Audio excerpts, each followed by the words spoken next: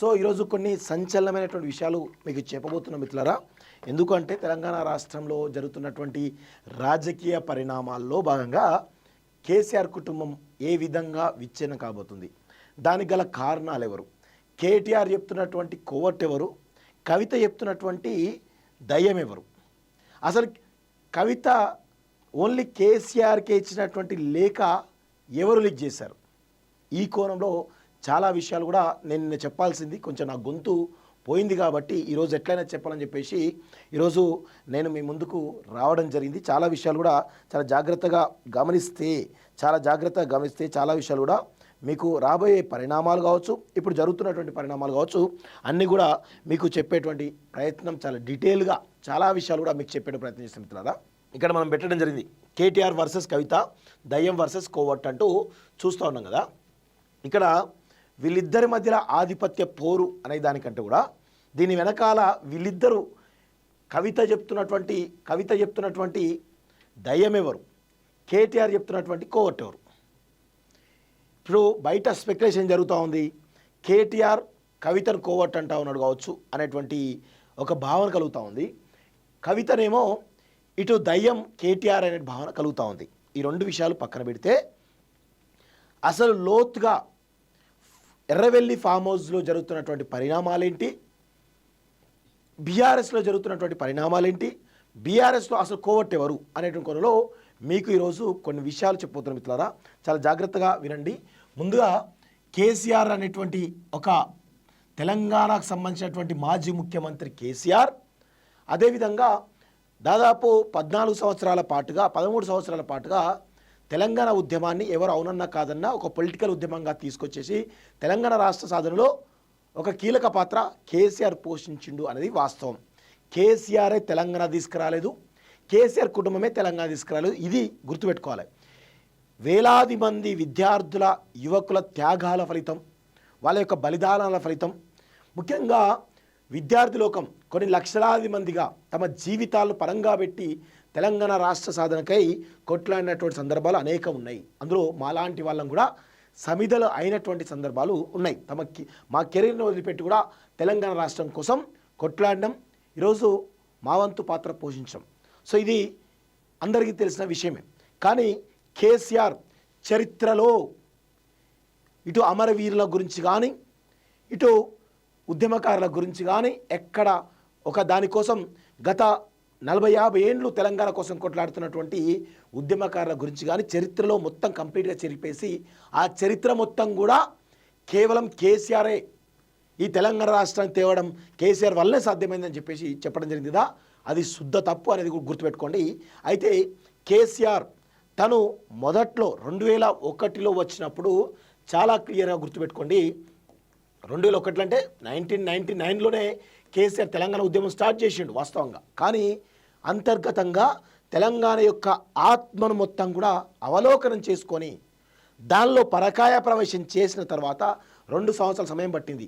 ఈ 2 సంవత్సరాల సమయంలో ఈరోజు జయశంకర్ సార్ కావచ్చు, లేదంటే కోదండరామ్ కావచ్చు, ఇన్నయ్య గారు కావచ్చు, వి ప్రకాష్ లాంటి వాళ్ళు కావచ్చు, ఇలా చాలామంది ముఖ్యులు ఎవరైతే ఉన్నారో విద్యాసాగర్ రావు లాంటి వాళ్ళు కావచ్చు, చాలామంది కీలకమైనటువంటి ఎవరైతే తెలంగాణ కోసం గత కొన్నేళ్లుగా తమ జీవితాల పరంగా పెడుతున్నటువంటి వాళ్ళు 1999లో కేసీఆర్ రిజైన్ చేసిన తర్వాత కేసీఆర్ డిప్యూటీ సీఎంగా, అదేవిధంగా టీడీపీకి రిజైన్ చేసిన తర్వాత 2 సంవత్సరాల పాటుగా కేసీఆర్కి ప్రతి అణువణువు తెలంగాణ యొక్క అస్తిత్వాన్ని మొత్తం కూడా ఈరోజు కేసీఆర్కు కంప్లీట్గా వారిని తెలంగాణ ఉద్యమకారుడిగా తయారు చేసిన తర్వాత 2001లో టీఆర్ఎస్ పార్టీ పెట్టడం జరిగింది. ఆ క్రమంలో టీఆర్ఎస్ పార్టీ పెట్టినటువంటి ఈ ఆక్రమంలో కేసీఆర్ ఏం చేసిందంటే, నాకెవరూ లేరు, నేను నా ముసలి తప్ప ఎవరు లేరు, నేను తెలంగాణ కోసమే కొట్లాడతా, తెలంగాణ రాష్ట్రం కోసమే నేను పనిచేస్తా, నా జీవితకాలం మొత్తం కూడా తెలంగాణ కోసం కొట్లాడతా అని చెప్పి తెలంగాణ ఉద్యమంలోకి వచ్చి టీఆర్ఎస్ అనేటువంటి ఒక పొలిటికల్ పార్టీని స్థాపించి 2003లో జరిగినటువంటి స్థానిక సంస్థల ఎన్నికల్లో అనూహ్యంగా ఇటు సర్పంచ్ల విషయంలో కావచ్చు, ఎంపీటీసీల విషయంలో కావచ్చు, జెడ్పీటీసీల విషయంలో కావచ్చు, జెడ్పీ చైర్మన్ల విషయంలో కావచ్చు, ఏ విధంగా టీఆర్ఎస్ పార్టీ ఒక పొలిటికల్ పార్టీగా ఎస్టాబ్లిష్ అయ్యి తదనంతరం జరిగినట్టు 2004 ఎన్నికల్లో భారీగా ఎమ్మెల్యే సీట్లను కూడా గెలవడం జరిగింది. ఇదంతా కూడా ఒక చరిత్రలో చెప్పినటువంటి విషయాలు మనం గమనించాలి. అయితే 2004 వరకు, 2005 వరకు, 2006 వరకు బాగానే ఉంది. 2006 వరకు కూడా కేటీఆర్ లాంటి వ్యక్తి ఇన్నయ్య లాంటి వాళ్ళకు ఫోన్ చేసి, అంకుల్ మా డాడీని చంపుతారా, ఏం చేస్తున్నారు మీరు, తెలంగాణతో వచ్చేది లేదు పోయేది లేదు అంటూ తెలంగాణ ఉద్యమాన్ని కించపరిచినటువంటి ఒక తెలంగాణ ద్రోహి కేటీఆర్ అనే విషయంలో ఈరోజు గుర్తుపెట్టుకోండి. సజీవమైన సాక్షులు ఇంకా ఉన్నారు. ఇన్నయ్య లాంటి వాళ్ళు, కోదండరాం లాంటి వాళ్ళు, ప్రకాష్ లాంటి వాళ్ళు, ఇంకా చాలామంది ఉన్నారు. కేటీఆర్ ఏ విధంగా తెలంగాణకు ద్రోహం చేసిండో అందరం కూడా చూసినాం. అయితే అనూహ్యంగా ఇక్కడ టీఆర్ఎస్ పార్టీలో ఎవరు, హరీష్ రావు యొక్క ప్రాబల్యం పెరుగుతూ ఉంది. హరీష్ రావు తన యొక్క శక్తి పెరుగుతూ ఉన్నటువంటి ఈ క్రమంలో కేసీఆర్ యొక్క వైఫ్, అంటే ఇక్కడ మాట్లాడొద్దు కానీ కొన్ని విషయాలు మనం మాట్లాడాల్సిన అవసరం ఉంటుంది కాబట్టి మాట్లాడాలి. సో ఇవి నేను చెప్తున్న విషయాలు కాదు, ఇవి తెలంగాణ ఉద్యమంలో పాల్గొని టీఆర్ఎస్ వల్ల తమ జీవితాలను, తమ యొక్క సర్వస్వం కోల్పోయినటువంటి వాళ్ళ కుటుంబ సభ్యురాలు రమ్యారావు గారు చెప్పినటువంటి విషయాలను నేను ఈరోజు మీకు చెప్తా ఉన్నాను మిత్రులే. ఎందుకంటే ఈరోజు తెలంగాణ ఉద్యమ సాధనలో కేసీఆర్ తర్వాత అంత పెద్ద ఎత్తున ఉద్యమం ఆ టీఆర్ఎస్ పార్టీ ఎస్టాబ్లిష్మెంట్లో కీలక భూమిక పోషించింది. తమ ఆరోగ్యాన్ని కూడా పనంగా పెట్టి టీఆర్ఎస్ అనేటువంటి ఒక పొలిటికల్ పార్టీని రూట్ లెవెల్లో తీసుకురావడంలో రమ్యారావు గారి భర్త చాలా కీలక పాత్ర పోషించిందనేది ఎవరికి కూడా తెలియదు. వారు ఎంత అంటే తన కుటుంబాన్ని వదిలిపెట్టిండు, తన పిల్లల్ని వదిలిపెట్టిండు, తను సంపాదించినటువంటి, తను వారసత్వంగా వచ్చినటువంటి ఆస్తులను కూడా వదిలిపెట్టేసి కేవలం కేసీఆర్ కోసం, ఈరోజు టీఆర్ఎస్ పార్టీ కోసం, తెలంగాణ కోసం ఈరోజు తన జీవితాన్ని కూడా అర్పించినటువంటి వ్యక్తి రమ్యారావు గారి భర్త. సో అలాంటి వ్యక్తి అనూహ్యంగా ఈయనను కాదని హరీష్ రావును తెర మీద తీసుకురావడం. హరీష్ రావు 2004 సిద్దిపేటలో ఎవరు పోటీ చేయాలి 2004లో అంటే రమ్యారావు గారి భర్త పోటీ చేయాలి. అక్కడ వాస్తవంగా రమ్యారావు గారి భర్త పోటీ చేసి అక్కడ సిద్దిపేట ఎమ్మెల్యేగా ఎన్నిక కావాలి. కానీ అనూహ్యంగా హరీష్ రావు తెర మీదకి వచ్చేసి మొత్తానికైతే బీఆర్ఎస్ పార్టీలో నెంబర్ 2 పొజిషన్ని కైవసం చేసుకున్నాడు. ఈ క్రమంలో 2004 నుంచి కొంతకాలం వరకు కూడా ఈయన యొక్క ప్రభావం, ఎవరైతే రమ్యారావు గారి భర్త యొక్క ప్రభావాన్ని మొత్తం కూడా కంప్లీట్గా బీఆర్ఎస్ పార్టీ లేకుండా చాలా పెద్ద ఎత్తున ప్రయత్నాలు జరిగాయి. దానిలో భాగంగా పాపం ఆయన చాలా ఆవేదనతోటి, ఎంత దారుణంగా అంటే 2016-17లో అనుకుంటున్నా, నాకు కరెక్ట్ డేట్ ఐడియా లేదు, తను హాస్పిటల్లో ఒక అచేతనమైనటువంటి స్థితిలో, చాలా ఇబ్బందికర పరిస్థితుల్లో, చావు బతుకుల మధ్య కొట్టుమిట్టాడుతూ ఉంటే కనీసం పరామర్శించలేనటువంటి దౌర్భాగ్యులు ఈ కేసీఆర్ కుటుంబం. అలాంటి పరిస్థితిలో తన యొక్క బంధుమిత్రుల వాళ్ళ యొక్క హెల్ప్ తీసుకొని మొత్తానికైతే బయటపడడం జరిగింది. ప్రస్తుతం సేఫ్గా ఉన్నాడు, ఆరోగ్యంతోనే మంచిగా ఉన్నాడు, కానీ ఎక్కడో బయటికి రాడతారు. సో అలాంటి వ్యక్తిని ఇబ్బంది పెట్టినటువంటి వీళ్ళు ఆ తర్వాతనే రమ్యారావు గారు చాలా అంతకుముందే తన భర్తకు జరిగినటువంటి అన్యాయం కావచ్చు, వివిధ అంశాల విషయంలో, తన కుటుంబానికి జరుగుతున్న అన్యాయ విషయంలో ఆమె బయటకు వచ్చి ఏ విధంగా కేసీఆర్ కుటుంబం పైన ఏ విధంగా విమర్శలు చేస్తున్నాం అందరం చూసినాం. ఆమె విమర్శల్లో ఆవేదన ఉంటుంది, బాధ ఉంటుంది. ఒక బాధ అంటే ఏ విధంగా తను కోల్పోయిందో, తన కుటుంబంలో ఏ విధంగా ఇబ్బందులు పడ్డదో అవన్నీ కూడా చెప్తా ఉంటే అవన్నీ వాస్తవాలు చెప్తా ఉన్నారు. కానీ ఆమెను బీఆర్ఎస్ పార్టీలో ఉన్నటువంటి కొంతమంది దుర్మార్గులు, ముఖ్యంగా ఈ కేసీఆర్ కుటుంబం కూడా ఆమెను ఏ విధంగా టార్గెట్ చేసారో మనందరం కూడా చూసినాం. సో ఆ క్రమంలో అసలు ఈ రమ్యారావు గారి భర్త రావాలి తెర మీదకి, హరీష్ రావు. సరే, హరీష్ రావు వచ్చిండు, నెంబర్ 2 పొజిషన్లో ఉన్నాడు. అయితే ఈ క్రమంలో 2006 వరకు కూడా హరీష్ రావు యొక్క ప్రాబల్యం చాలా విపరీతంగా పెరుగుతుంది. ఎందుకంటే ఎమ్మెల్యే కాకముందే ఆయన మినిస్టర్గా, యువజన శాఖ సర్వీసుల మంత్రిగా కూడా 6 నెలలు చేసిండు ఎమ్మెల్యే కాకుండా. సో ఎమ్మెల్యే అయిన తర్వాత 2-3 సంవత్సరాల పాటు చేసిన తర్వాత టీఆర్ఎస్ పార్టీ కాంగ్రెస్తో తెగదెంపు చేసుకొని బై ఎలక్షన్ పోయింది. ఆ క్రమంలో ఇక్కడ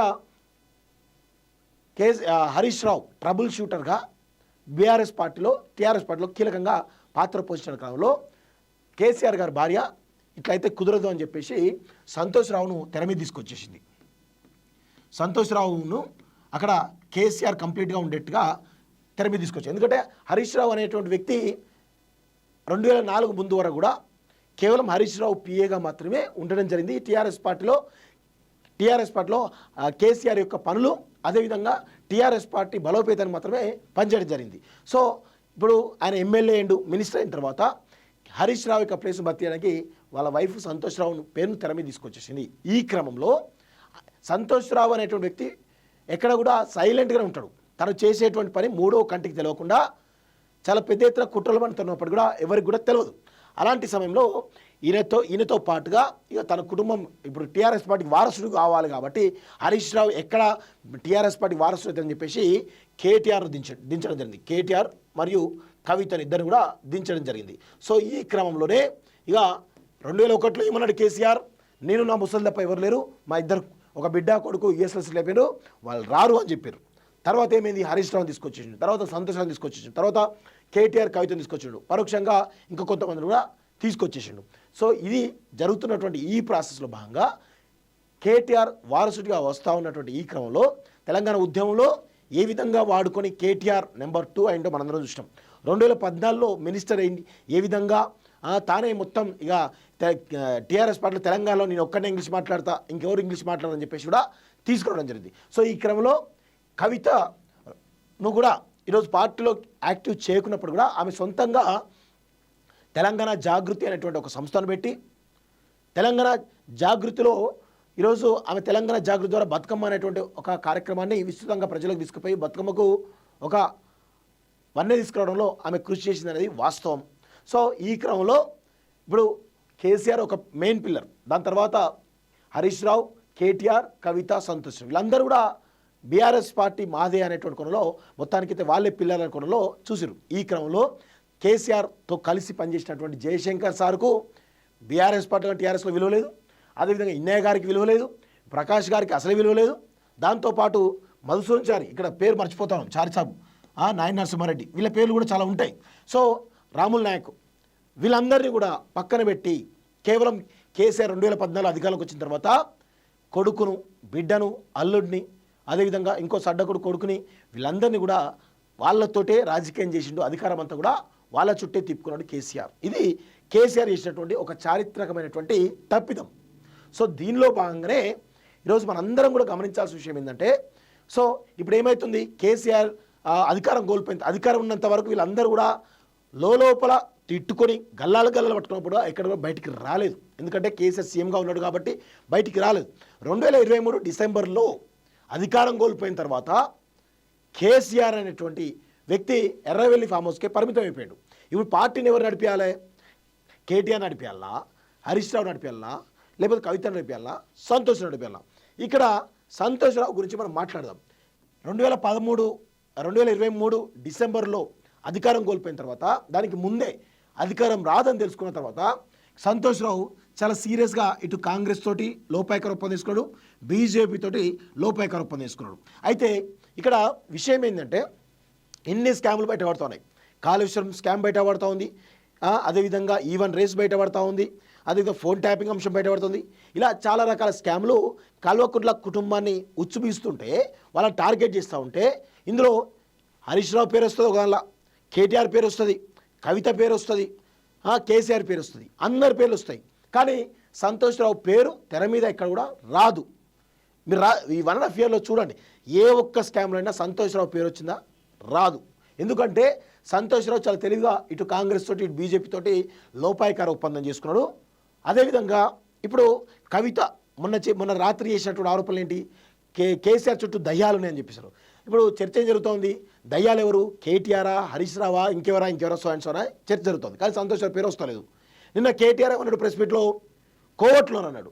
కోవట్లో ఎవరు, కవితరా, హరీష్ రావా, ఇంకెవరో పేర్లు వస్తారు, కానీ సంతోష్ రావు పేరు వస్తలేదు. కానీ వీటన్నింటికీ మూలం సంతోష్ రావు. కవిత చెప్తున్నటువంటి దయ్యం హరీష్ రావు, సంతోష్ రావే. కేటీఆర్ చెప్తున్నటువంటి కోవట్టు కూడా సంతోష్ రావే. సరే, కేటీఆర్ ఇంటెన్షన్ ఏంటిది? మరి రేవంత్ కోవట్లున్నారు, మరి అది కవితనేనా అనేటువంటి చర్చ జరుగుతూ ఉంది. సో దానిలో డిస్కషన్ బాగా జరుగుతూ ఉంది. కానీ వీళ్ళు చెప్తున్నటువంటి అన్ని సారాంశాల్లో ప్రధానంగా సంతోష్ రావే దయ్యం, సంతోష్ రావే కోవట్. ఎందుకో నేను చెప్తా, చాలా క్లియర్గా చెప్తా. ఇప్పుడు కవిత లేఖ ఇచ్చింది ఎవరికి? కేసీఆర్కి ఇచ్చింది. సో ఎవరు అవునన్నా కాదన్నా అందరికీ తెలిసిన విషయం ఏంది, కేసీఆర్ దగ్గర ఎవరు ఉంటారు? కేసీఆర్ దగ్గర ఈరోజు ఫామ్ హౌస్లోకి ఎంటర్ కావాలంటే సంతోష్ రావు పర్మిషన్ తప్పనిసరి. ఈవెన్ హరీష్ రావు లాంటి వ్యక్తి కానీ, కేటీఆర్ లాంటి వ్యక్తి కానీ, కవిత లాంటి వ్యక్తి కానీ, వీళ్ళు సొంత కుటుంబ సభ్యులే కదా, వీళ్ళు ఎర్రవెల్లి ఫామ్ హౌస్కు వెళ్ళాలన్నా కానీ సంతోష్ రావు పర్మిషన్ అవసరం. సో ఇప్పుడు కేసీఆర్కి లేఖ ఇచ్చింది కవిత అంటున్నారు కదా, మరి ఆ లేఖ కేసీఆర్ రిలీజ్ చేస్తాడా? చేయడానికి అవకాశం లేదు. ఆయన అసలు ఆ రిస్క్ చేయడు. కవిత రిలీజ్ చేస్తా, చేయకపోవడానికి అవకాశాలు ఎక్కువ ఉన్నాయి. సో ఈ క్రమంలో ఎవరు లీక్ చేయాలి? ఆమెనే చెప్పింది మొన్నొచ్చి, నేను రాసింది వాస్తవమే కానీ లీక్ చేసింది ఎవరు తెలియాల్సిన అవసరం ఉంది అని అన్నారు. సో దానిలో సింపుల్గా తెలియాల్సిన విషయం ఏంది? సంతోష్ రావే. కేటీఆర్ రిలీజ్ చేస్తాడా? హరీష్ రావుకి అంత ధైర్యం చేస్తాడా? రిలీజ్ చేసి ధైర్యం చేస్తాడా? అసలు హరీష్ రావుకి ఈ లేఖ గురించి తెలుసా? తెలిస్తే కేటీఆర్ తెలిసి ఉంటుంది, సంతోష్ రావు తెలిసి ఉంటుంది, కేసీఆర్ తెలిసి ఉంటుంది. ఎందుకంటే హరీష్ రావుకు అంతర్గతంగా వాళ్ళ కుటుంబం సంబంధించిన ఇలాంటి విషయాలు హరీష్ రావుకి తెలియకపోవడానికి అవకాశాలు ఎక్కువ ఉంటాయి. సో ఈ క్రమంలో సంతోష్ రావే ఈ లేఖను రిలీజ్ చేసిన అనేది కవిత యొక్క మెయిన్ సారాంశం. అది మాత్రం 100% గుర్తుపెట్టుకోండి. ఆ తర్వాత ఇంకొక విషయం గుర్తుపెట్టుకోండి. ఇప్పుడు కేటీఆర్ చెప్తున్న కోవట్ ఎవరు? ఎంతమంది చెప్పినా ఈరోజు సంతోష్ రావు అనే వ్యక్తి తన యొక్క స్కామ్లలో ఎక్కడ తన పేరు బయటికి రాకుండా చాలా జాగ్రత్త పడుతూ ఇటు కాంగ్రెస్ తోటి బీజేపీ తోటి లోపాయకర ఒప్పందం చేసుకున్నాడు. గతంలో నేను చెప్పిన, ఎప్పుడు 2022లో చెప్పిన, ఆయన రాజ్యసభ ఎంపీగా ఉన్నప్పుడు అక్కడ కొంతమంది కాంగ్రెస్లో కీలకమైనటువంటి నాయకులతోటి కీలకమైన నాయకులతో ఏకాంతమైన చర్చలు చేసిండు. బీజేపీలో ఉన్నటువంటి వాళ్ళతో ఏకాంతమైన చర్చలు చేసిండు అనేది ఆనాడే నేను చెప్పిన. సో అప్పటి నుంచి ఆయన ప్రయత్నాలు మొదలుపెట్టుకున్నాడు. సో కేటీఆర్ చెప్తున్నటువంటి కోవట్టు సంతోష్ రావే, కవిత చెప్తున్నటువంటి దయ్యం సంతోష్ రావే అనేటువంటి దాంట్లో ఈరోజు చాలా క్లారిటీగా అందరూ గుర్తుపెట్టుకోవాల్సిన అవసరం అయితే ఉంటుంది. సరే, కేటీఆర్ పరోక్షంగా కవితను అనడా సంతోష్ రావు అనడా అనేది కొన్ని రోజులు ఆగితే తెలుస్తుంది. సో ఇది అసలు విషయం. ఇందులో చాలా జాగ్రత్తగా మీరు లోతులోకి ఆలోచిస్తే తెలంగాణ సమాజానికి ఇవి అన్నీ కూడా తెలవాల్సిన అవసరం అయితే ఉంటుంది. రాబోయే రోజుల్లో కేసీఆర్ యొక్క కుటుంబం విచ్ఛిన్నం కాబోతుంది, కంప్లీట్గా కొలాప్స్ కాబోతుంది. కవిత ఒక పార్టీ పెట్టబోతుంది, దాని గురించి కూడా డీటెయిల్గా మాట్లాడదాం. దాని గురించి చాలా విషయాలు మాట్లాడాల్సిన అవసరం ఉంది. కవిత భవిష్యత్ కార్యాచరణ ఏమి ఉండబోతుంది, కేటీఆర్ ఏం చేయబోతున్నారు, కవితను సస్పెండ్ చేస్తారనే విషయాలు కూడా చాలా విషయాలు కూడా మాట్లాడుకోవాల్సిన ఉంది.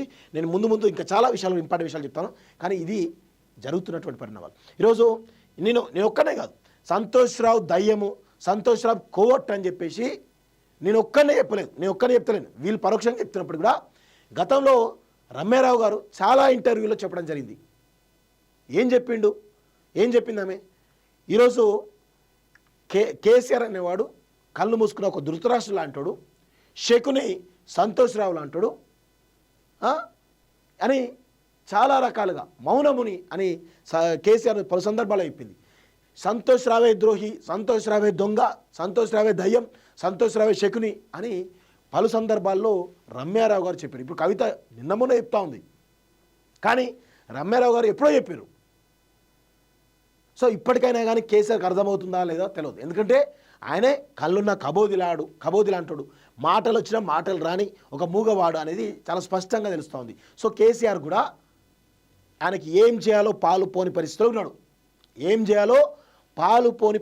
ఉన్నాడు. ఆయన ఎలాంటి డెసిషన్ నోరు తెరవడు, ఆయన మీడియా ముందుకు రాడు, ఎక్కడికి రాడు, తెలంగాణ సమస్యలు కొట్లాడు, ఏం చేయడు. తెలంగాణ రాష్ట్రాన్ని సర్వం సంకనాకించిన దేంతో ఈ కల్వకుంట్ల కుటుంబం పనిచేస్తుంది అనేది చాలా స్పష్టంగా గుర్తుపెట్టుకోండి. ఇక తెలంగాణ రాష్ట్రాన్ని వీళ్ళు ముందుకు బాగుపడినారు. సో ఈ విషయంలో కేటీఆర్ చాలా స్పష్టంగా చెప్పాలి. కేటీఆర్ లాంటి వ్యక్తి మా పార్టీలో కోవట్లున్నారు అని చెప్తా ఉన్నాడంటే ఎవరో కోవట్లు తెలిసి ఉంటుంది, వాళ్ళ పేరు చెప్పాలి కదా. మరి కవిత పేరా, సంతోష్ రావు పేరా, హరీష్ రావు పేరా, ఎవరొకరు పేరు చెప్పాలి కదా, చెప్పట్లేదు. సో ఇవన్నీ కూడా పరిణామాలు జరుగుతూనే ఉన్నాయి. సో ఇది ఇంకొక 6 నెలల లోపల కల్వకుంట్ల కుటుంబం చీలిక దిశగా విచ్ఛిన్నం కాబోతుంది. రాజకీయంగా కంప్లీట్గా జీరో కాబోతున్నారు, రాసి పెట్టుకోండి.